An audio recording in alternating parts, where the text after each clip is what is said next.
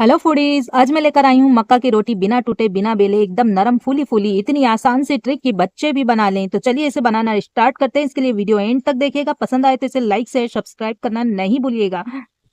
आज आपको ऐसी ट्रिक्स बताऊंगी ना, मतलब देखकर चौंक जाएंगे। इसके लिए मैंने लिया है 1 कटोरी मक्की का आटा, इसे छान लिया है। साथ में हम 2 टीस्पून कॉर्न स्टार्च लेंगे।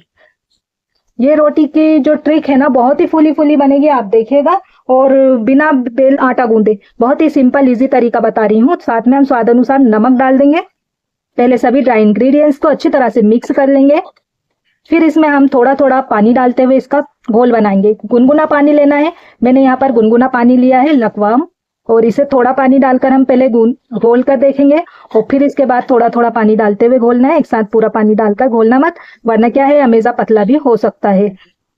देखिए, अब इसमें हम 1 चुटकी हल्दी डालेंगे। तो क्या है, कॉर्नफ्लोर डालने से थोड़ा व्हाइट सा हो गया है, और 1 चुटकी हल्दी डालने से इसका मक्का का ओरिजिनल कलर जो है आ जाएगा पीला बढ़िया सा।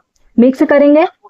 ये देखिए, इसका जो बेटर है अभी मुझे गाढ़ा लग रहा है, तो इसमें हम 1 चम्मच और पानी डाल देंगे। ये देखिए, इसे पहले अच्छे से मिक्स करके देख लेंगे।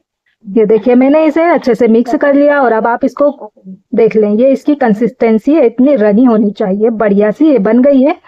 गैस चालू करें, इस पर एक नॉन स्टिक तवा रख दें।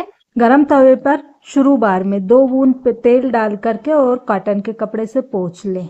और ये इसे चला के और 1 चम्मच नाप के हम बेटर लेंगे। ये देखिए, और इसे हम बीच में से डालेंगे एक सा रनी।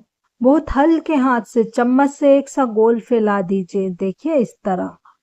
बस रोटी को बिना टच किए हुए इसी तरह से हमें एक साइड से सेक लेना है 2 से 3 मिनट। बस एक साइड से सिक जाएगी, आंच हल्का सा मीडियम रखना है हमें।